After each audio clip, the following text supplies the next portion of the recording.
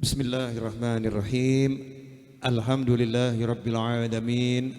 Allahumma salli wa sallim ala Sayyidina Muhammadin miftahi babi rahmatillah adada ma fi ilmillah salatan wa salaman daimaini bidawami mulkillah wa ala alihi wa sahbihi.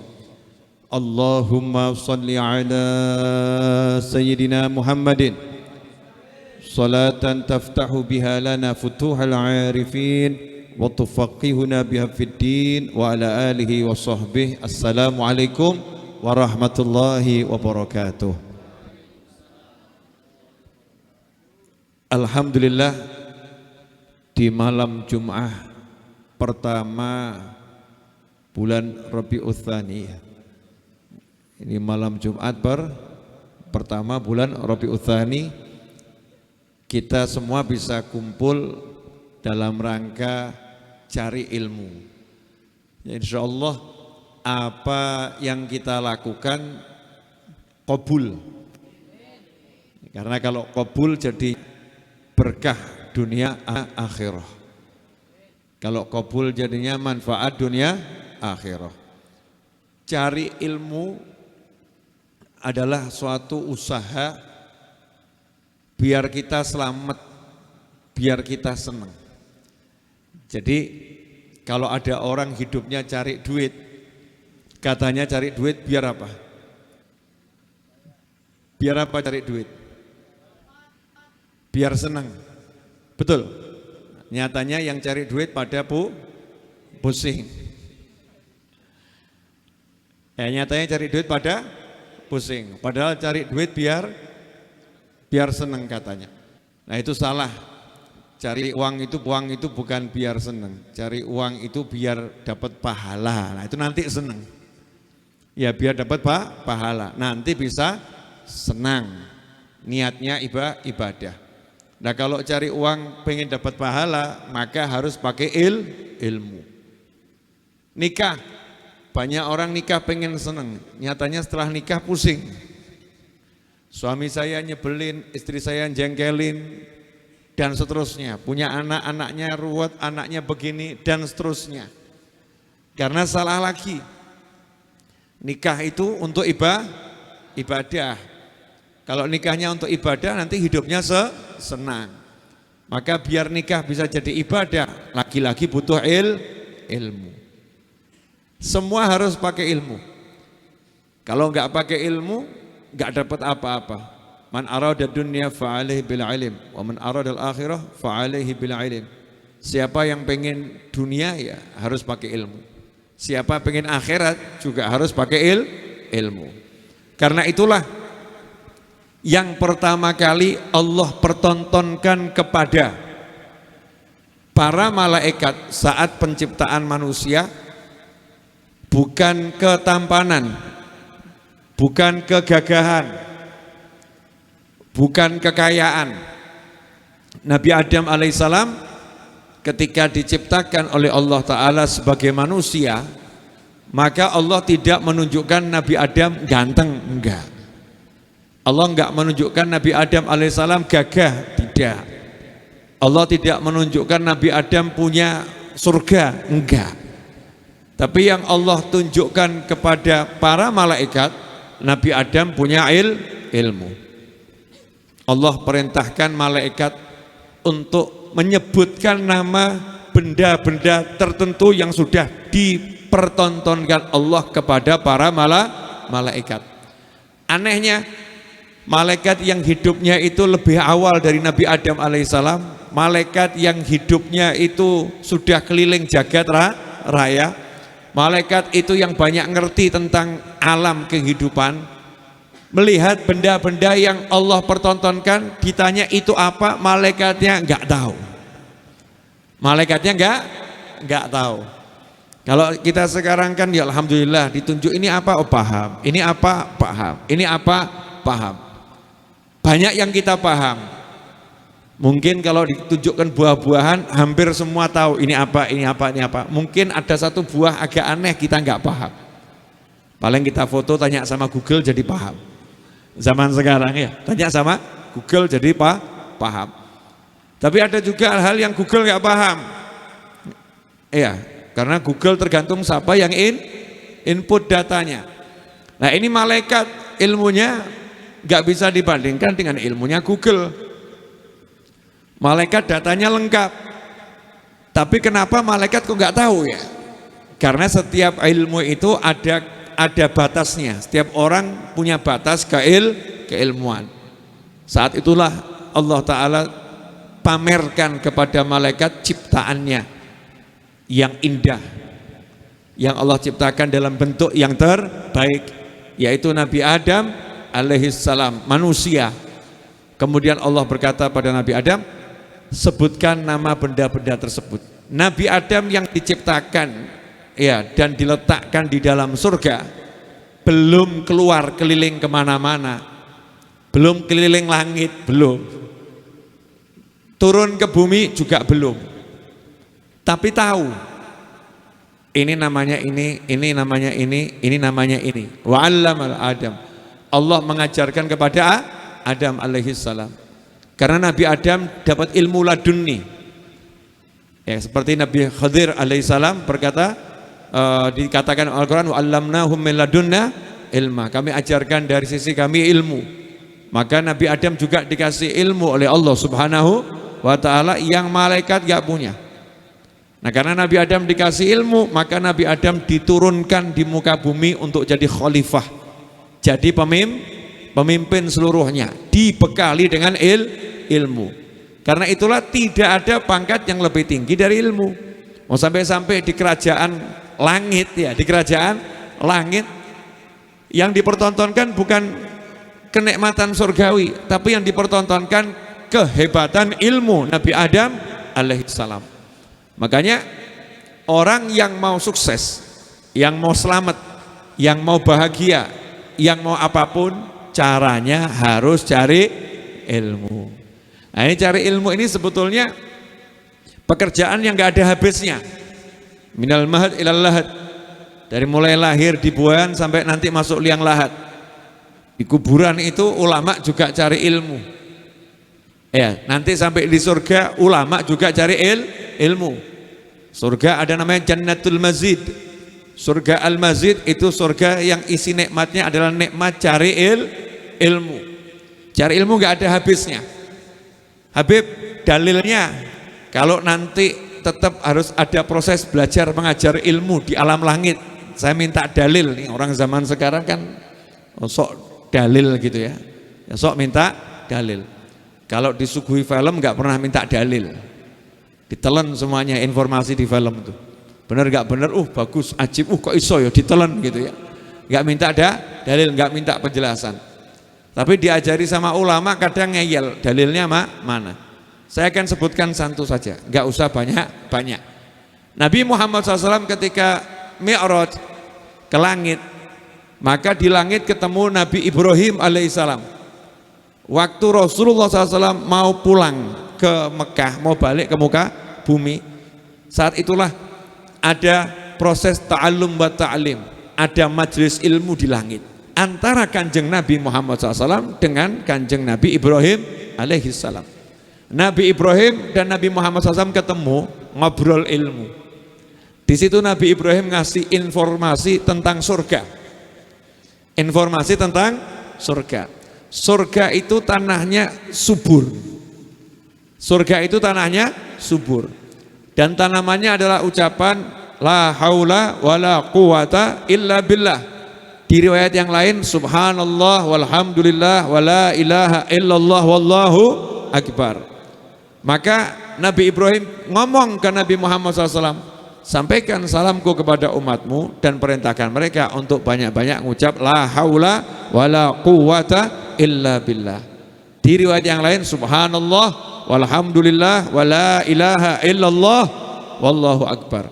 Nah ini proses belajar dan mengajar terjadinya di mana? Di langit. Jadi cari ilmu itu bukan cuma di dunia, sampai di langit itu juga ada proses cari ilmu. Ternyata obrolannya para nabi adalah obrolannya ilmu. Di jagat raya ini orang-orang yang dekat sama Allah yang diobrolkan adalah ilmu. Karena ilmu itu adalah miliknya Allah Subhanahu wa ta'ala. Wal alim, Allah itu maha berilmu. Nah, ini kalau kita mau senang dunia, senang akhirat, syaratnya itu cari ilmu. Makanya nggak ada judulnya kiai pensiun, nggak ada. Ya, nggak ada judulnya ulama pensiun. Ya mungkin kalau dari lembaga organisasi bisa jadi pensiun organisasinya. Tapi kalau dari keilmuannya, keulamaannya nggak ada pensiun. Ketenaran ulama itu bahkan semakin setelah wafat semakin tenar. Ya, setelah wafat semakin tenar, semakin terkenal di alam dunia dan insya Allah di alam akhirat. Cari ilmu. Kalau kita lihat saat ini kita kurang cari ilmu. Ya, orang dulu tuh kalau cari ilmu suka ngapalkan abda'u bismillahi warrahmani wabirrahimi daimil ihsani. Masya Allah, syair-syair itu dihafalkan. Mau itu syair Zubat, mau burda, ya. Kemudian mau syair nazomnya Alfiya ibn Malik. Apapun itu ditelan, dihafalkan. Kenapa? Mau cari ilmu. Sekarang yang dihafalkan anak-anak TikTok. Betul ya? Yang dihafalkan TikTok. Saya nggak bahas boleh nggak boleh, halal haram, enggak. Semangatnya TikTok itu kalau dipakai untuk semangat cari ilmu, Masya Allah. Insya Allah kita semua jadi orang alim kalau punya semangat yang seperti itu. Tapi sayangnya sekarang ini semangat kita urusannya, mohon maaf pemirsa dimanapun antum berada, urusan semangat kita itu yang masuk mulut, yang isi perut. Dikatakan oleh para ulama, siapa yang semangatnya cuman urusan mulut dan perut, maka nilainya tidak lebih baik dari yang keluar dari belakang. Jangan dibahas ya, keluar dari belakang apa, saru ya. Jadi kalau orang itu yang dipikir kok mikir badok dok gitu ya, mikir makan saja itu, nguntal, yang dipikir cuman itu, nilainya itu ya sama dengan yang keluar. Tapi kalau hidup yang dipikir itu bukan masalah makan, minum, bukan. Yang dipikir sholatnya nanti jamaah sama siapa ya. Kalau enggak sholat jamaah, gelo, sedih. Ya, enggak baca sholawat, sedih. Enggak hadir pengajian seminggu gitu, kok kosong sama sekali, enggak ikut pengajian, sedih. Maka nilainya sama dengan yang dia cari. Karena dia itu pikirannya ke ilmu, ibadah, ya nilainya itu. Nilainya dia ilmu dan ibadah. Tidak ada judulnya orang cari ilmu susah, nggak ada. Saya ini jadi seperti ini sampai hari ini, alhamdulillah, mudah-mudahan bisa lebih baik terus, amin. Ma'al tufal afiyah, salam taufiq wal hidayah wal inayah, wassahalah wal jamalah. Bukan karena saya sibuk cari duit. Bukan sibuk bangun bisnis, meskipun saya yang bangun bisnis. Nah, yang belum belanja di Tokopedia ataupun Shopee saya punya toko di sana namanya Gria Habib. Namanya Gria Habib. Daripada buat toko di dunia nyata kontraknya mahal, ya buat toko di dunia maya, stok unlimited, kan begitu ya. Gudangnya ya unlimited, mau tinggal masukkan angka. Ya tinggal masukkan angka. Kerja saya, usaha. Jual kopi, jual peci kopiah, ya jual mukena, jual buku usaha. Tapi saya nggak mikir itu. Kalau saya mikir itu nggak jadi begini. Karena saya nggak mikir itu, saya mikirnya ini, maka yang itu saya dapat. Paham maksudnya? Siapa yang mikirnya akhirat, dunia katut. Kalau kata almarhum teman saya itu, sego liwet lawuh rambak. Ya. Dunia kecekel, akhirat kecanda. Jadi dunianya dapat, akhiratnya dapat. Gak ada judulnya, cek, coba dicek. Semua orang yang betul-betul cari ilmu, dunianya gak bakal ruwet. Saya gak ngomong sugih ya. Jadi orang sugih itu kan gak enak tuh. Jadi orang kaya gak enak. Saya dilarang sama guru saya minta jadi orang kaya. Serius. Jangan pernah minta jadi orang kaya. Waktu saya nyantri dibegitukan. Wah, itu satu masjid ya, santri-santri ya rodok kaget. Waduh, kau tidak boleh minta jadi orang kaya gitu. Tapi ada lanjutannya. Saya doakan kalian semua jadi orang yang kalau punya hajat keturutan. Wah, itu enak itu. Orang kaya belum tentu hajatnya keturutan, betul. Ada orang kaya pengen nikah gak kobul-kobul. Kerjaan ada, duit ada, tabungan banyak. Masya Allah. Tapi gak nikah nih, nikah. Ada orang melarat pol, tapi istri 4. Ada enggak itu? Ada. Sing sugih gak rabi-rabi, sing melarat bojone papat. Aneh memang. Tapi itu ada. Ada orang yang ganteng, Masya Allah. Gantengnya Masya Allah. Ganteng pol. Tapi gak laku-laku. Ada orang yang wajahnya itu ya begitulah. Mau ngomong jelek kan ya, ciptaannya Allah gak ada yang jelek ya. Indah semua ciptaannya Allah. Orang lihat jelek itu kan salahnya yang lihat. Makanya kalau kita ini kurang ganteng, kok orang bilang kamu jelek, enggak, matamu yang belum bisa melihat kegantenganku. Penglihatanmu yang belum bisa melihat kegantenganku. Kesalahan bukan padaku, tapi pada mata Anda. Selesai masalah. Pede saja. Hidup kok dibuat ruwet. Ada yang wajahnya biasa-biasa saja ya begitu, bahkan di bawah rata-rata. Tapi istrinya cantiknya luar biasa. Sehingga yang ganteng gak bingung kok iso. Ada orang itu gak punya duit tapi setiap pengen dapat. Pengen mobil dapat, pengen rumah dapat, pengen motor dapat, pengen apa dapat. Hajatnya keturutan.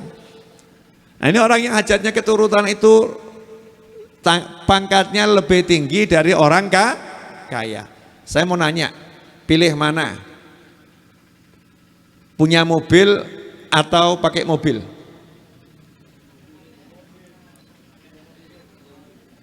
Ya, kalau punya mobil kan, mau punya mobil 20 pajaknya berapa itu? Repot mikirnya, servisnya, betul ya? Ngerawatnya. Tapi kalau nggak punya mobil, mau pakai mobil siapapun bebas, semua pada persilahkan. Yai, saya punya mobil 10 silahkan dipakai, mana yang kamu suka. Yang satu lagi, Yai, saya punya mobil 5 silahkan dipakai. Yai, saya punya rumah di sana. Yai, saya punya. Yai, Masya Allah. Semua nawarkan kendaraannya, mobilnya, rumahnya, vilanya. Nawarkan silahkan dipakai. Kalau dipakai senengnya luar biasa. Gara-gara apa? Apa gara-gara kiainya, ustadznya tadi, ulamanya, habibnya tadi ganteng? Bukan. Karena dipandang punya ilmu. Yang membantu mencerahkan orang-orang tersebut. Yang tadinya pusing, pusingnya jadi hilang. Yang tadinya bingung, bingungnya jadi hilang. Maka dia rela membantu dengan apapun karena dia sudah dibantu. Dengan apa itu? Al-ilm, dengan ilmu. Nah, tapi karena ilmu ini barang mahal, nilainya luar biasa, maka ya al-ilm dicari. Mau duit saja dicari, masa ilmu nggak dicari? Allah Ta'ala gambarkan dalam Al-Quran proses cari ilmu. Itu dalam kisah Nabi Musa alaihissalam. Makanya umat Islam sepekan sekali tiap malam Jumat dan hari Jumat disunnahkan baca surat Al-Kahfi. Ya, baca surat Al-Kahfi. Karena dalam surat Al-Kahfi itu isinya, Masya Allah, ada kisah Nabi Musa alaihissalam yang perjalanannya luar biasa. Nah, Nabi Musa kalau kita lihat waktu dikejar-kejar dari kerajaan Fir'aun, lari, dikejar-kejar karena dituduh sebagai pembunuh. Padahal Nabi Musa enggak pernah membunuh. Hanya saja pernah terjadi suatu peristiwa, Nabi Musa melerai orang berkelahi, pas dilerai, pas ditamper pelan gitu ya, pas tangannya Nabi Musa nempel di pipinya orang tersebut, pas malaikat Israel nyabut nyawa. Pas kabeh. Ada kan orang tabrakan gitu ya, yang ditabrak itu ya nggak kenapa-kenapa, jatuh yang nggak terluka, divisum yang nggak ada apa-apa, tapi pas ajalnya datang. Ya naudzubillah min dzalik, itu ujian yang luar biasa. Nasallahu afiyah. Pas ajalnya datang. Akhirnya Nabi Musa dikejar-kejar sama Fir'aun dan bala tentaranya saat itu. Lari menyelamatkan diri. Karena menjaga nyawa itu hukumnya wajib. Akhirnya apa? Nabi Musa ditawari untuk nikah dengan anaknya Nabi Syu'aib alaihissalam. Bayarannya itu membantu Nabi Syu'aib 8-10 tahun. Ternyata 8-10 tahun itu bukan sekedar jadi menantu, tapi dijadikan murid, diajari. Harus tinggal 8-10 tahun. Makanya orang ke mondok di pesantren 4 tahun itu termasuk cepatnya luar biasa. 5 tahun itu cepatnya luar biasa. Nabi Musa nyantri 8-10 tahun. Setelah itu sudah jadi Nabi dan Rasul. Nabi Musa alaihissalam jadi Nabi dan Rasul. Apa yang dilakukan ketika mendengar ada seorang yang lebih alim, lebih berilmu dari Nabi Musa alaihissalam, yaitu Nabi Khadir atau Khidir alaihissalam. Dikasih tahu sama Allah, ada yang lebih alim dari kamu, namanya Khadir atau Khidir. Nabi Musa tidak didatangi Nabi Khidir, tapi Nabi Musa mencari di mana Nabi Khidir tinggal alaihissalam. Hasilnya dikasih alamat sama Allah Ta'ala. Alamatnya di mana? Alamatnya itu di tempat pertemuan dua laut. Di tempat pertemuan dua laut itu nanti kamu akan ketemu Khidir alaihissalam. Nanya di mana tempat pertemuan dua laut? Nah, coba googling pertemuan dua laut. Dulu belum ada GPS, belum ada Google. Cari. Alamatnya jelas, tapi kan nyarinya enggak mudah. Allah kasih petunjuk bahwa ikan goreng, nanti kalau ikan gorengnya itu kena airnya hidup lagi, ya di situ tuh tempat pertemuan dua laut. Pertanyaan saya, ini kalau miturut akal, pakai akal, masuk akal enggak ini? Masuk ikan goreng kena banyu segoro urip meneh gitu kan ya? Ketemu nih kapan ini ya? Ketemunya kapan? Masa harus dicoba satu-satu? Dicoba satu-satu, yo air laut coba ya urip pernah gitu. Masa setiap jalan nyoba satu persatu, rampungnya kapan? Tapi subhanallah Nabi Musa alaihissalam punya semangat yang luar biasa.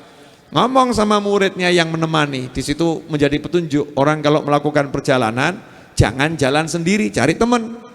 Nabi Musa aja cari teman. Ya Nabi Musa aja cari teman. Kok kita sok pemberani, sok kuat, sok gitu ya. Nabi Musa cari teman. Nabi Muhammad SAW pun ditemani malaikat Jibril alaihissalam, cari teman. Maka ditemani muridnya.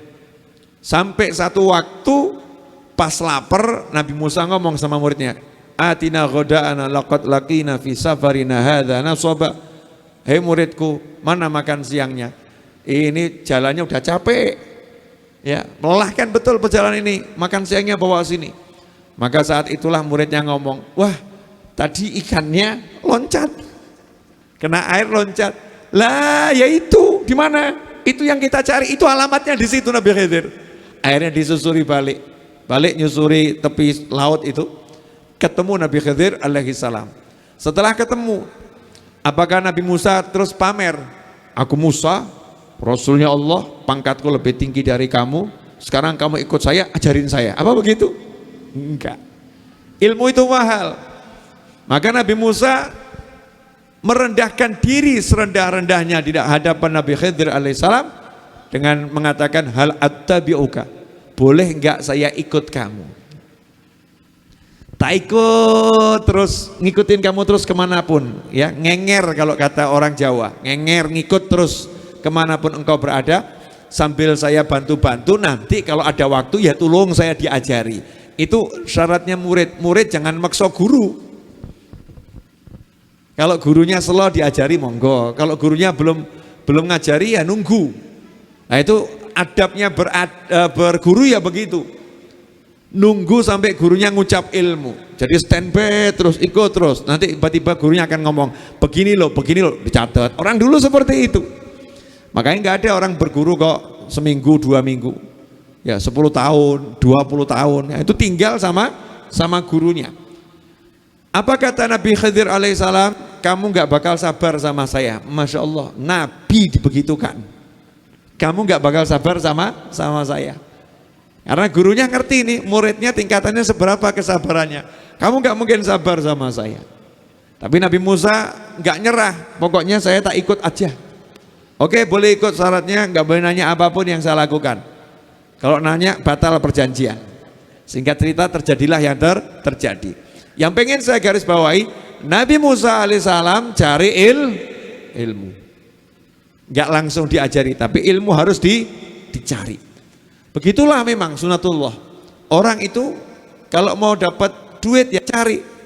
Ke pasar, ke sawah, ke laut, ke kantor, kan dia cari. Masa ilmu yang untuk menyelamatkan dunia akhirat kau nggak dicari? Bahkan sekarang dikasih kemudahan. Itu pondok-pondok pesantren, majelis-majelis ilmu sudah ada live streaming. Tinggal nyatet jadwalnya saja. Ya, majelis Ar-Raudhah Jumat malam Sabtu, majelis Al-Bahjah hari apa, majelis ini hari apa, majelis Rasulullah Kuningan hari apa. Sudah ada jadwal live streamingnya. Kalau nggak sanggup nyari offline, cari online. Tapi yang utuh, jangan yang potongan-potongannya. Kadang potongan nggak jelas. Kalau potongan jelas nggak apa-apa. Kadang potongan nggak jelas, akhirnya ilmunya nggak pas. Ya, ilmunya nggak pas. Cari ilmu. Nah, dengan cari ilmu itu yang didapat apa? Karena cari barang mahal. Karena yang dicari ini sangat mulia, maka langsung dapat benefit yang banyak. Dapat keuntungan yang sangat banyak. Yang pertama adalah orang cari ilmu itu setiap langkahnya ngangkat derajat, menghapuskan dosa dan nambah kebaikan. Satu langkah, saya dari Solo ke sini 250 sekian kilo. Itu kalau dihitung pakai langkah kaki berapa langkah ya? Kalau naik mobil ya berapa putaran roda ya? Nah itu pangkat saya malam ini nambahnya segitu. Pasti itu nambah pangkat. Dosa saya rontoknya segitu. Ya, kebaikan saya nambahnya segitu. Belum nanti jalan pulang, lanjut Surabaya, nambah lagi. Hitungannya dari sini ke Surabaya, berapa kilo itu? Totalnya sekitar 500 kilo. Nah, itu nambah terus, pahalanya nambah, pangkatnya nambah, ya dosanya dihapus sebanyak itu. Itu baru dari langkahnya. Belum lagi Allah tugaskan semua yang hidup di air. Di bahar itu maksudnya bukan di laut. Hitanul bahar, hewan-hewan yang hidup di air. Baik itu di akuarium, baik itu di sungai, baik itu di selokan, baik itu di laut. Hewan yang hidup di situ semua ditugaskan oleh Allah SWT untuk beristighfar khusus buat orang yang menyampaikan kebaikan dan belajar kebaikan. Jadi malam hari ini jenengan sama saya nyantai begini, itu ikan-ikan sak jagat itu ya. Semua Allahumma gfir lahu, Allahumma gfir lahu, Allahumma gfir lahu. Ya Allah ampuni dia, ya Allah ampuni dia, ya Allah ampuni dia. Nikmatnya luar biasa. Kemudian Allah tugaskan malaikat khusus. Double-double ini. Makhluknya khusus, malaikatnya khusus. Malaikat khusus ini tugasnya cari orang yang mau duduk di majelis zikir dan ilmu. Kemudian malaikatnya datang ke situ, malaikatnya kemudian berkata, Allahumma gfir lahu, Allahumma arhamhu. Ya Allah ampuni dia, ya Allah rahmati dia. Sehingga orang yang cari ilmu tadi ini, duduknya saja udah terhapus dosa-dosanya. Duduknya saja naik pangkatnya. Duduknya saja digerujuk rahmat. Ini orang yang mau cari ilmu. Kemudian dapat apa lagi? Hudur majlis ilm afdal min salati alfi rak'atin wa iyadati alfi maridin wa huduri alfi janazatin. Atau kama qala sallallahu. Orang yang mau cari ilmu, datang cari ilmu, itu lebih utama daripada sholat sunnah 1000 rakaat. Kelihatannya nyantai-nyantai begini. Pahalanya lebih utama daripada sholat sunnah 1000 rakaat, dan plus lebih utama daripada menjenguk 1000 orang sakit, dan plus lebih utama daripada melayat 1000 jenazah. Ya, mau ngelayat 1000 jenazah itu sanggup enggak? Susah kan ya. Jenguk 1000 orang sakit, rumah sakit mana yang ada 1000 pasien bisa dijenguk? Kalau tahu bisa misalnya butuh waktu berapa lama? Dokter yang handal pun visit di satu rumah sakit nggak sampai 1000 satu hari. Ya nggak sampai 1000. Nah ini menunjukkan orang yang cari ilmu dan mengajarkan ilmu itu susah dikejar. Pangkatnya nggak bisa dikejar. Nah karena itulah setan itu berjuang dengan seluruh bala tentaranya, jangan sampai umatnya Nabi SAW suka sama ilmu. Ada yang diajari biar suka ngaji tok, ngaji terus, bagus, tapi termasuk ditipu setan. Kenapa? Setan daripada kamu cari ilmu lebih baik kamu baca Al-Quran, daripada cari ilmu lebih baik baca Al-Quran, daripada cari ilmu lebih baik baca Al-Quran. Dipikir sama dia, betul ya ini baca Al-Quran paling hebat, daripada cari ilmu duduk-duduk begini, kan lebih baik baca Al-Quran. Ini tertipu sama setan, dia bagus tapi tertipu, sehingga pahalanya ya cuma pahala baca Al-Quran. Sementara orang yang cari ilmu, pahala baca Al-Quran dapat, pahala sholat dapat, pahala macam-macam dapat, semuanya dapat, gara-gara cari ilmu. Nah ikhwani rahimakumullah, ini yang mari kita sekarang jadi apa ya, yuk kembali berpikir belajar. Nah belajar tuh jangan yang aneh-aneh, belajar ketemu jin kan aneh. Lawang ketemu manusia udah pusing kok pengen ketemu jin. Akhirnya jadinya al-stresu. Terakhir edanu. Na'udzubillah min dzalik. Oh pengen kok ketemu jin. Oh ketemu manusia aja sudah pusing. Ada manusia begini, ada manusia begitu. Belajarlah yang pokok-pokok. Cara sholat. Sampai hari ini nggak ada Habib Ustadz Kiai yang mengaku khatam belajar sholat, nggak ada. Buktinya setiap selesai mesti diulangi, setiap selesai mesti diulangi, betul ya? Selesai belajar sholat, rukun sholat kan yang nggak nambah, yaitu itu saja. Sunnah sholat, yaitu itu saja. Yang membatalkan sholat, yaitu itu saja. Diulangi terus, nggak pernah khatam belajar sholat. Ini justru ilmu yang paling pokok, ilmu sholat. Sekarang ini saya kalau masuk masjid, masuk musola, kalau mata saya lihat betul orang yang sholat pakai mata ilmu, banyak orang yang sholatnya itu tidak sah, batal sholatnya, tidak sah. Contoh, syarat sahnya sholat itu aurat harus tertutup. Jadi kalau auratnya terbuka, sholatnya sah atau batal? Misalnya kalau perempuan sholat, rambutnya kelihatan, rambut kepalanya kelihatan, sholatnya sah atau batal?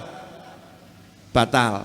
Berapa banyak itu ibu-ibu dan mbak-mbak yang nggak perhatian, ketika sholat ternyata rambutnya sini masih ada yang keluar, sehingga sholatnya tidak sah. Yang namanya pusar, bahasa Jawanya udel. Ya, apalagi? Selain udel apa itu? Pusar lah ya itu. Ujal. Pujal. Wah, bahasa mana itu? Oh, Sunda. Oh, Cirebon itu Sunda ngapak ya? Betul ya, Sunda ngapa itu Cirebon? Sunda ya bukan Sunda gitu ya, Jawa ya bukan Jawa, merger bahasa Jawa sama Sunda, hasilnya Cirebon. Makanya saya kalau ketemu orang Cirebon ngomong bahasa Cirebon, saya bingung nih bahasa apa ini. Aku hidup di planet lain. Indonesia itu sugih bahasa kaya. Coba di googling lah, di Indonesia ada berapa bahasa? Kalau nggak salah lebih dari 500 bahasa. Di Indonesia itu ada lebih dari 500 bahasa, kan luar biasa. Makanya nggak usah belajar bahasa Inggris. Bahasa daerah di Indonesia ini kita udah termasuk orang menguasai banyak bahasa. Oh, cerdas. Kamu bisa bahasa apa? Jawa, Sunda, Madura, Indonesia, segitu akeh itu ya. Bahasa Batak itu macam-macam. Nah, itu pusar, pujal ya, udel. Itu aurat atau bukan aurat? Aurat. Wajib dibuka atau wajib ditutup? Wajib ditutup. Berapa banyak orang yang sholat ya pakai celana, celananya itu turun ke bawah dikit, pakai kaos, ya kaosnya itu kesempitan sehingga perutnya agak besar, kemudian kelihatan kulitnya, yang kulitnya itu di bawah pusar, entah kulit bagian belakang, ya pernah lihat? Saru, masa sholat kok lihat kulit bagian belakang depannya kan ya. Nah, tapi kenyataannya begitu, kelihatan. Nah itu batal atau gak batal? Menurut ilmu sholat, batal atau gak batal? Batal. Kalau batal berarti sholatnya tidak sah. Kok masuk sholat? Wudhu, ilmu wudhu ini. Berapa banyak orang yang wudhu, wudhunya tidak sah. Yang namanya wudhu itu ketika membasuh lengan, ya kan harus sampai siku. Nah sampai siku apa kita beli spidol dulu, terus digambari muter gitu ya. Nah, batasnya itu kan enggak. Makanya melebihkannya sedikit hukumnya wajib. Karena pas gak mungkin, maka harus lebih. Nah berapa banyak orang yang sininya disiram, sininya tidak. Berapa banyak itu? Wudhunya tergesa-gesa, kadang sininya kesiram, sininya tidak. Tergesa-gesa wudhunya, gak perhatian, dianggap main air. Coba kalau urusan ngambil duit, Masya Allah, pinnya jangan salah, pinnya jangan salah. Salah 3 kali keblokir, betul ya? Urusan ngambil duit itu pinnya diinget-inget betul, bahkan mungkin lihat kertas 10 kali, bener gak ya, bener gak ya. Urusan duit seperti itu. Nah ikhwani rahimakumullah, kalau kita mau urusannya ini urusan akhirat, harusnya lebih dari itu. Ini sholat, wudhu saya nggak boleh salah, wudhu saya harus betul, maka saya harus tahu ilmunya wudhu, mana yang boleh, mana yang enggak boleh, mana yang rukunnya wudhu, saya harus tahu mana yang sunnahnya wudhu. Nah kalau wudhunya tidak sah, sholatnya seperti apapun, kalau wudhunya batal, sholatnya seperti apapun tidak diterima oleh Allah Subhanahu wa ta'ala. Hasilnya apa? Nah karena sholat ini ibadah yang paling utama, kalau sholat itu tidak dikerjakan dengan betul alias sholatnya batal, berarti hidupnya tidak sholat. Nah kalau hidupnya tidak sholat, ya maka wajar nggak akan falah. Hayya 'alas shalah, hayya 'alas shalah. Lanjutannya apa? Hayya 'alal falah, hayya 'alal falah. Ayo ambil kesuksesan, ayo ambil kesuksesan. Maka sekarang kalau hidup kita nggak sukses, hidup kita ruwet, hidup kita banyak masalah, hidup kita banyak kebimbangan, hidup kita banyak ketakutan, hidup kita banyak keraguan, cek saja sholat kita betul atau tidak, wudhu kita betul atau tidak. Nah ini ilmu, ya ini ilmu yang harus kita pelajari. Kenapa? Berapa persen? Enggak apa-apa, cukup, ntar lagi selesai kok. Jam berapa sekarang? Nyantai aja. Hah? Berarti saya udah bicara berapa menit itu? Ini lihat kelihatan di sini. 40 menit. Saya udah ngomong 40 menit, terasa nggak? Wah, manusia-manusia luar biasa. Ya. Nah, yang di YouTube sebentar lagi saya akhiri. Jadi biar YouTube-nya yang di tempat saya mandeknya enak. Nah, jadi begitu. Kalau urusan dunia saja kita butuh ilmu, maka urusan akhirat harus lebih butuh ilmu. Maka sekarang ayo buat jadwal belajar. Jangan menganggap ilmu ini remeh, ini ilmu surga. Ilmu buat ATM saja merasa mulia.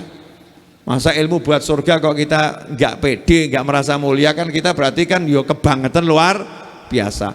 Sorry bro, ini ilmu langit, kan begitu. Jadi ngomongnya dibuat keren, dibuat yang bagus kalimatnya. Mau ngapain? Belajar ilmu langit. Kok kenapa? Aku orang langitan. Saya orang langit, mau belajar ilmu langit. Yang bisa menyenangkan kita. Belajar ilmu sholat, belajar ilmu wudhu, kemudian belajar ilmu puasa itu kalau Ramadan. Berapa banyak orang puasa Ramadan tapi puasanya juga tidak sah. Puasanya batal. Ada lagi ilmu yang sepele. Ya. Ilmu bekti sama orang tua. Loh, bekti sama orang tua itu hukumnya sunnah atau wajib? Wajib. Durhaka sama orang tua itu hukumnya makruh atau haram? Haram. Lah anak yang durhaka sama orang tua itu banyak atau sedikit? Sabar. Banyak atau hampir semuanya? Nah kalau kita nggak ngerti definisi durhaka kan nanti tidak tahu kita durhaka atau tidak. Memandang orang tua secara langsung dengan pandangan tajam, walaupun nggak ngomong apa-apa, sama mangkel sebel titik aja. Orang tuanya begitu kan, durhaka sama orang tua. Nggak ngomong apa-apa loh itu. Dipanggil orang tuanya ini, mbak-mbak ini pulang sekolah, dipanggil orang tuanya. Dek, ibunya manggil. Karena capek, ngomong capek. Sini dek, nggak mau. Jalan masuk kamar, brek, pintu kamar ditutup. Wah kan rokok. Siap-siap. Ya siap-siap masuk neraka. Na'udzubillah min dzalik. Ini durhaka sama orang tua. Disuruh sama kiainya, habibnya, ustadznya semangat. Disuruh sama orang tuanya mengkeriin, durhaka. Sudah bagus disuruh habib, kiai, ustadz cepet itu bagus. Tapi kalau disuruh orang tuanya kok lemot, males. Ini namanya anak yang durhaka. Nah, orang tuanya pinjem duit, ditagih-tagih, jilih ratau bayar, masya Allah. Loh ada loh, saya menangi loh anak yang model begini. Sugih pol orang tuanya pinjam uang 10.000 aja ditagih-tagih. Alasannya disiplin, utang ya utang. Masya Allah, kan model gendeng. Tapi ya ada orangnya. Ya naudzubillah min dzalik. Ini kedurhakaan anak. Apalagi zaman akhir ini. Tahun 2021. Anak dipanggil orang tuanya lebih mendengarkan handphonenya daripada orang tuanya. Kalau dia mengutamakan handphonenya daripada orang tuanya, durhaka. Handphone yang belikan bapak ibunya, anaknya main game, orang tuanya bilang berhenti main game, marah. Bapak ini gak tahu lagi asyik. Masya Allah. Model begini ada atau banyak ini? Banyak, pelakunya ngaku gitu. Ya kita ini kadang kalau lupa kan begitu ya. Nah, ini durhaka tanpa kita sadari. Lah kalau udah durhaka nggak disadari terjadi, hidupnya susah atau bahagia? Ya pasti susah karena ridhonya Allah bergantung ridho orang tua. Murkanya Allah bergantung murkanya orang tua. Orang tuanya murka, Allah juga murka. Orang tuanya senang, Allah juga senang. Simple, sederhana. Makanya orang-orang dulu hidup tuh gak ruwet. Ya cek nanti di sekitar sinilah, tanya sama orang-orang dulu. Maaf ya mbak ya, orang dulu tuh kalau nikah gak mau tua. Betul ya? Balik langsung dinikahkan. Makanya coba nanti yang putri tanya, dulu nikahnya umur berapa? Jawabannya 12 tahun, 13 tahun, ya kan? Anaknya berapa? Tuh 10. 11. Tapi coba mbak-mbak yang di belakang itu dibilang, nah mau nikah umur berapa? Oh nanti kuliah dulu, selesai kuliah nanti kerja dulu. Anak berapa? Waduh, kalau bisa nggak punya anak. Naudzubillah min dzalik. Korban drama-drama yang nggak jelas, males ruwet ngurusi anak, takut melahirkan nanti kalau mati gimana. Anaknya aja belum lahir sudah saya suruh taruhan nyawa, mau aku ya. Ada yang mulai mikir-mikir begitu kan, naudzubillah min dzalik. Orang dulu ndak nyantai, banyak anak banyak rezeki. Oh, bayi lahir rezeki ini dewe-dewe, aku orang rezeki ini kok sing rezeki Gusti Allah, ngono tak pikiri ngopo, gendeng aku. Santai orang dulu, lahirkan, besarkan ya besarkan, usaha ya usaha, tapi nggak pernah mikir kenapa jatahe dewe, selesai, enak. Nikah gitu ya nggak banyak ruwet. Orang sekarang nih laki-laki ini ya gitu, masya Allah. Suruh ngelamar anak orang aja takutnya luar biasa. Nanti kalau ditolak gimana ya? Kalau ditolak gimana? Ya lebih bagus kamu ditolak sekarang daripada ditolak nanti. Betul kan? Kalau ditolak nanti sakit atau nggak sakit? Kalau sekarang podoloro nih. Tapi kan kalau nanti kan jauh lebih sakit. Ditolak sekarang, jawab ke calon mertua, alhamdulillah Bapak saya bersyukur. Kenapa kok kamu bersyukur saya tolak? Baru saja saya kehilangan calon mertua yang kehilangan saya. Maksudmu gimana? Loh iya toh, aku ini sebetulnya layak untuk mertua-mertua yang hebat. Berarti Bapak bukan mertua yang hebat. Wah langsung diusir awakmu. Minggat toh gitu ya. Tapi kan perginya dengan bangga gitu. Wah, memang anak Bapak tidak layak buat saya. Itu rodok pedes. Anak Bapak memang tidak layak buat saya. Bukan saya tidak layak buat anak Bapak. Tapi anak Bapak tidak layak buat saya. Nanti Allah akan kirimkan yang layak. Makasih Pak, mudah-mudahan nanti anak Bapak dapat jodoh yang bagus, tapi kalau cari yang lebih bagus dari saya susah Pak. Itu namanya PD-nya luar biasa gitu loh, PD. Jangan dikit-dikit kok ngentruk susah. Ada itu orang lapor ke saya, Habib saya mau nikah kok susah toh Habib. Saya jawab, nggak ada nikah susah, kamu saja yang nggak mau nikah. Kalau saya mau Habib, ya sudah sana, itu ada perempatan Bangjo tuh, ngadeg di sana. Nanti kalau ada perempuan lewat langsung tanyain, mau nggak nikah sama saya? Ya mungkin ada 200 yang bilang kamu gila, insya Allah ada 1 yang mau. Tapi ya ojo ngadeg nang perapatan gitu ya. Ini maksud saya ngasih contoh yang ekstrim. Maksudnya kamu tinggal keliling kampung gitu loh ya. Keliling kampung kan ya, tanya dodoki satu persatu kan ya, insya Allah ada orang tua yang anaknya mau dan orang tuanya juga mau. Intinya kamunya mau atau tidak. Nah kenapa sekarang orang jadi takut macam-macam? Takut hidup, takut gak punya duit, takut karena gak punya ilmu. Kalau punya ilmu nyantai. Contoh ya, sepele, simple, mudah-mudahan ini jadi ilmu yang manfaat buat kita semua, amin. Itu loh, ada tanduran ya. Ya, ini tanduran macam-macam ijo-ijoan ini kan ya. Tanduran itu pohon-pohon ada itu ya. Saya nanya itu pohon di pinggir jalan kamu nyirami enggak? Enggak. Mati apa urip? Kok iso? Alam gitu. Allah yang membuat dia hidup. Allah yang membuat dia hidup. Allah kirimkan matahari, Allah kirimkan hujan, betul kan ya? Lah pohon saja buat tandur, buat tinggal urip kok. Masa awak sing ngobah ngalor ngidul ngetan ngulon kok bingung urip kan ya rada aneh. Paham maksud saya enggak? Pohon itu kan diam nggak kemana-mana, hidup atau nggak hidup? Hidup. Kenapa? Allah kirimkan semua kebutuhannya ke bawah akarnya. Betul loh, betul. Pohonnya nyantai, Allah kirim di bawah. Lah kamu dicepak ke alam sakmene gede nih, kamu pergi cari gitu kok bingung. Uripku piye, uripku piye, uripku piye. Iki waras apa rodok waras? Nanti kalau begitu setiap keluar dari rumah kamu ngomong sama pohon, ya, kamu lebih hebat dari saya.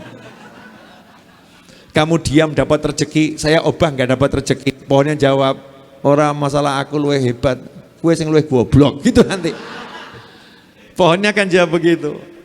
Oh, kamu suruh percaya sama Allah aja kok susahnya luar biasa. Allah jamin kabeh. Wa ma min dabbatin fil ardi illa 'alallahi rizquha. Semua yang hidup dijamin sama Allah rezekinya. Perkaranya itu kamu mau apa tidak dapat jaminannya Allah. Kalau kamu yakin jaminannya Allah, ya tenang-tenang saja, nyantai saja. Nggak ada hidup itu susah, mudah. Bayi brojol, mohon maaf, nggak ditaruh di dalam sel ukuran 2x1, enggak. Dari sempit tambah jembar, betul. Maksud saya begini, ketika dalam perut urip kok hidup enggak? Kecuali tiba ajalnya gitu kan ya. Tapi normalnya bayi dalam perut hidup atau enggak hidup? Hidup. Nah kalau dalam perut aja hidup, masa di luar bingung hidup kan aneh. Dalam perut nggak bisa apa-apa, nendang ya terbatas, yang ditendang yang nggak paham. Tambah dibilang, oh lucu anakku, nendang lucu, padahal bu maem gitu kan ya. Tapi nggak paham. Nyatanya hidup atau nggak hidup? Hidup. Lah masa setelah lahir, tambah besar kok tambah bodoh. Hadir orangnya hadir, entah di mana. Waktu lahir kan pinter, butuh apa-apa tinggal pak, betul kan ya? Modal saja dapat kok, ASI dapat, tambah lagi nanti ada bubur gitu kan ya?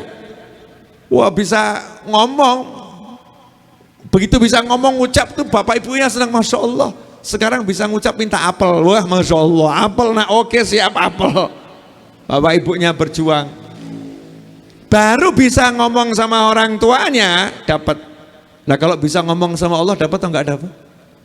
Dapat. Ud'uni astajib lakum, mintalah sama aku jawab panggilan kalian, permintaan kalian. Sayangnya kok tambah tuwek gak tambah pinter, tambah umur gak tambah pinter, tambah bodoh. Urusan rezeki, urusan urip kok tambah bodoh. Kenapa? Karena gak mau belajar. Kalau mau belajar, hidup itu mudah. Hal paling mudah dalam kehidupan adalah hidup. Kenapa? Ora usah golek, ngerti-ngerti urip kok. Betul kan? Melek moto, cari hidup dulu. Aku cari hidup gitu. Enggak. Hidupnya langsung datang. Dan semua yang dibutuhkan hidup disiapkan. Oksigennya, tempatnya. Tempat hidup ini kecil atau besar? Sapol-poli. Bahkan Allah Ta'ala itu saking memanjakan manusia, kita tinggal di muka bumi ini dimanjakan sama Allah. Itu langit dibuat kosong sebetulnya bisa ya. Sama Allah tuh langit dikasih hiasan sak macam, itu cuma nyeneng meripatmu gitu. Makanya kan ilmuwan tuh bingung, cari kehidupan di luar sana kok nggak ketemu ya. Cari di bulan nggak ketemu, cari di Mars nggak ketemu. Moga-moga yang Mars orang kehidupan, moga-moga begitu aja terus. Kau nggak ketemu, terus buat apa Allah ciptakan semua itu? Kalau saya jawabnya sederhana, kakek mikir awakmu. Yang jelas sebab sawah ngapik selesai gitu ya. Zayyana, Allah menghias langit dunia dengan bintang-bintang, planet-planet. Oh judulnya Allah menghiasan, ya hiasan. Ben awakmu seneng. Kasih bumi yang luas, langit yang luar biasa. Padahal uripmu cilik, makhluk yang kecilnya luar biasa. Terus coba kita kecilkan lagi, semut, ini manusia. Semut sama Allah dikasih alam yang gedenya segini, padahal semut. Kenapa Allah begini? Untuk membuat kita tenang, orang usah mikir bab urip. Urip itu bukan untuk dipikir, terus uripong. Hidup saja, tapi ibadahlah, sholat, bakti sama orang tua. Kalau kita belajar itu dan menjalankan itu, sholat, bakti orang tua, sholat, bakti orang tua, bisnis yang jujur, tadi itu ya, yang haram ditinggalkan, hidupnya itu tanpa ganjalan. Kalau gronjalan ya wajar. Oh namanya saja jalan itu ya mesti ono sing gronjal. Sehalus-halusnya jalan ya ada yang bergelombang. Tapi nggak apa-apa. Oh mobilnya itu bagus kok. Kalau jalannya gronjal mobilnya bagus kan asik aja atau ya? Asik. Piye rasane? Ora kroso. Laku kok kemeletak numpak truk. Ya kalau truknya bagus ya nggak terasa. Nah, kalau truknya nggak bagus ya sudah nggak bagus truk pula. Nggak ahli naik truk. Kalau supir truk sama kernetnya udah ahli, wah biasa. Ya biasa. Tapi kamu nggak ahli, naik truk sekali, remek badannya. Pindah naik bis kok enak ya. Dari truk naik bis, kok di bis tidak terasa. Padahal bisnya nggak pakai AC. Pindah bis yang modern pakai AC, jalannya sama rusaknya jalannya, tapi rasanya beda. Nah itu loh hati. Kalau hati ini hatinya orang beriman, hatinya orang kenal sama Allah Ta'ala, jalannya sama, rasanya beda. Nah, gimana dapat semua itu? Ya ilmu lagi. Nah di sini kan banyak kiai, banyak guru ngaji. Kadang-kadang itu masyarakat itu ya aneh kok. Kalau yang datang tuh Habib Novel, Masya Allah, Habib Novel, padahal aku ya sopo. Tapi guru ngaji yang ngajar kamu alif, ba, ta, mbok anggap alah ustad kampung. Padahal itu yang paling tinggi pangkatnya guru ngaji. Oh, coba Habib Novel gak iso maca alif ba, ta, bisa belajar baca kitab, yo gak iso. Semua pahala saya baca kitab kuning itu dipek sama yang ngajari saya alif ba, ta. Betul. Nah untungnya yang ngajari saya alif ba, ta itu bukan guru ngaji, ibu saya sendiri. Guru ngaji saya ibu saya sendiri, jadi saya senang ganjaranku dipek ibuku kan begitu. Senang saya luar biasa. Jangan kamu sepelekan tuh yang ngajari alif ba, ta, ngajari wudhu. Oh ilmu paling mahal ilmu sholat. Kadang-kadang kiainya ngajari wudhu dianggap kiai kampung. Mulai kayak biyen sudah diajari wudhu gak rampung-rampung. Lah mbok makrifah gitu, Masya Allah.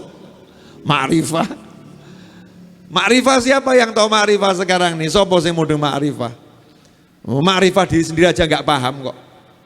Dirinya banyak setannya nggak mudeng, dirinya banyak nafsunya nggak mudeng, dirinya banyak egonya nggak mudeng, gaya ma'rifatullah. Lah kamu kenal dirimu aja nggak kenal kok gaya kenal Allah. Nggak akan kenal Allah orang yang nggak kenal dirinya. Man arafa nafsahu faqad arafa rabbah. Siapa kenal dirinya maka dia akan kenal Tuhannya. Kenal Allah. Makanya ilmu yang paling mahal yaitu yang dasar-dasar itu. Justru itu. Ilmu sholat, ilmu wudhu, ilmu poso, ilmu bekti sama orang tua. Ilmu rumah tangga itu loh, Masya Allah. Ilmu ngurus anak, itulah mahal itu. Contoh nih, anak lahir, ilmunya yang pertama kali disuruh ngapain? Adzan, qomat, betul. Adzan, qomat. Sayang, nggak paham maksudnya. Jadi bayi lahir, adzan, qomat, selesai. Padahal adzan dan qomat itu adalah hal yang pertama kali diajarkan untuk sholat. Kamu kalau mau sholat nomor satu harus tahu kapan masuknya waktu sholat. Masuknya waktu sholat itu ditandai dengan adzan, dimulai dengan tandanya iqomah. Jadi begitu anakmu lahir nomor satu ajarkan sholat, suruh ngajari sholat. Jadi ngajari sholat itu dari lahir. Prakteknya kapan? Umur 7 tahun. Perintahkan anakmu sholat usia 7 tahun. Berarti 7 tahun diajari sholat, umur 7 praktek. Lah kita enggak, belum diajari udah nyuruh praktek. Sholat nak. Lah kapan ngajarinya? Oh belum bisa nyetir kok, tolong parkir no kan ya aneh gitu. Diajari dulu nyetir, baru suruh parkir. 7 tahun disuruh sholat, kok masih badal-badal 10 tahun, boleh diajar. Kasih hukuman, kasih sanksi. Kalau sholatnya enggak beres. Sehingga ketika balik sudah betul-betul disiplin, bagus sholat. Sehingga ketika balik sudah sukses. hayya 'alal falah, udah dipegang, sukses. Nah sekarang ketemu anak SMA, ditanya yang membatalkan wudhu apa? Yang membatalkan PIN ATM apa? Oh tahu, kenapa? 3 kali berturut-turut salah, batal PIN. Ya kan Pak? Batal. Tahu dia. Yang menyebabkan ditilang naik motor apa? Oh nggak pakai helm, paham. Nah, kalau kamu sholat ditilang malaikat yang mana? Sholat yang bagaimana? Oh nggak tahu. Yang ngeri sampai ditanya rukun Islam apa? Nggak paham. Rukun iman apa? Nggak paham. Sepele ini, ilmu sepele. Tapi kok nggak paham. Padahal ini ilmu yang paling pokok, ilmu langit. Ilmu langit berarti ilmu urip, gak paham. Yang dipelajari cuma ilmu duit. Padahal duit gak butuh ilmu. Contoh lah misalnya, sejelek-jeleknya loh, mandek neng perapatan, modal sumberitan. Dapat duit enggak? Kok modal sumberitan? Gak usah modal sumberitan, perapatan. Udah dari pagi sampai sore. Dapat enggak dapat? Dapat. Jadi cari duit butuh banyak ilmu enggak? Enggak. Enggak butuh. Oh itu hal yang paling mudah. Tapi ini ilmu langit. Pengen entuk surga loh. Kok enggak mau cari kan ya kelirunya luar biasa. Alhamdulillah sudah 1 jam 10 menit saya bicara. Betul? Ya, walaupun saya enggak lihat jam, kira-kira seperti itu berdasarkan pengalaman. Dan ini sudah cukup banyak saya bicara. Mudah-mudahan berkah dan manfaat. Saya Mas Sugeng, saya izin dari sini saya terpaksa harus langsung masuk mobil karena harus nyuper lagi ke Solo lanjut ke Surabaya. Saya cuma transit sebentar ke rumah, ambil tas, ya lanjut ke Surabaya. Kemudian besok sore harus sudah ada di Solo lagi, insya Allah. Jadi saya izin nggak pakai duduk-duduk karena nanti kalau saya duduk lagi, molor lagi. Karena Habib Novel suka duduk. Kalau udah duduk sukar bangun, seneng gitu. Karena kalau udah duduk kita ngobrol ilmu tuh nikmatnya luar biasa. Tapi karena ada tugas yang harus dijalankan ya, minta izin ya. Mudah-mudahan berkah manfaat. Mari kita tutup dengan doa ya. Insyaallah semakin barokah. Amin. Bismillahirrahmanirrahim. Alhamdulillahirabbil alamin. Allahumma salli wa sallim ala sayyidina Muhammadin miftahi babi rahmatillah adada ma fi ilmillah salatan wa salaman daimaini bidawami mulkillah wa ala alihi wa sahbihi. Allahumma ya rabba kulli syai'in بقدرتك على كل شيء اغفر لنا كل شيء ولا تسألنا عن شيء ولا تحاسبنا في كل شيء وأعطنا كل شيء اللهم اغفر لنا ولوالدينا اللهم اغفر لنا ولوالدينا وارحمهما كما ربيانا صغارا ربنا هب لنا من أزواجنا وذرياتنا قرة أعين واجعلنا للمتقين إماما يا حنان يا منان يا فتاح يا رزاق يا غني يا مغني اللهم اكفنا بحلالك عن حرامك وأغننا بفضلك عمن سواك اللهم ya Allah jadikan orang tua kami bahagia dunia bahagia akhirah jadikan orang tua kami mulia dunia mulia akhirah jadikan orang tua kami tentram dunia, tentram akhirah. Jadikan orang tua kami selamat dunia, selamat akhirah. Ya Allah, jadikan orang tua kami ridha kepada kami dunia hingga akhirah.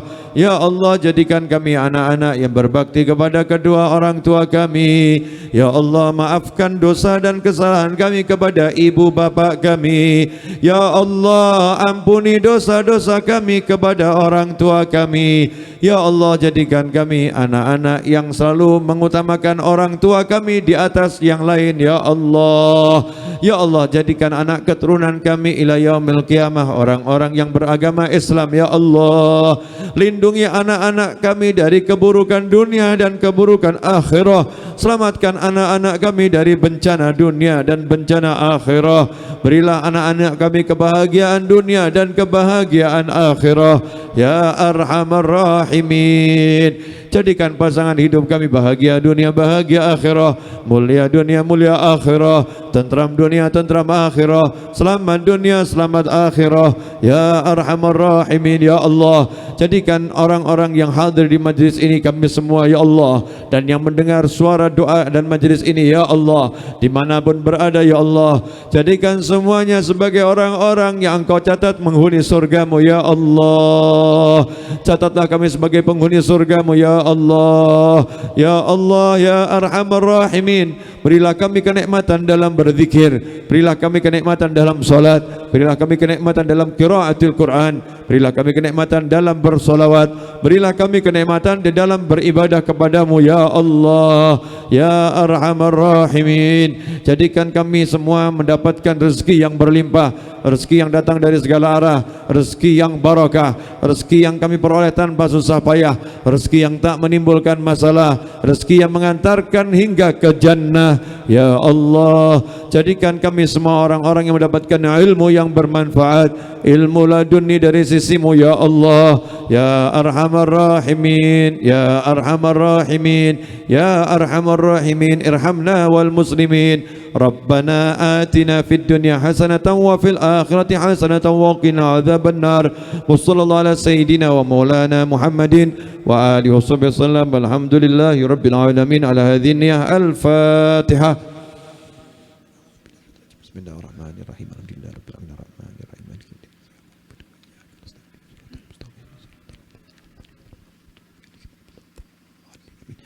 Jazakumullah khairan. Minta maaf atas segala kekurangannya. Wassallallahu ala sayyidina Muhammadin wa alihi wasallam. Walhamdulillahi rabbil alamin. Wassalamualaikum warahmatullahi wabarakatuh. Ya, saya mau berdiri di situ, yang motret di sini biar kepotret semuanya. Yang lain duduk saja di situ. Ya.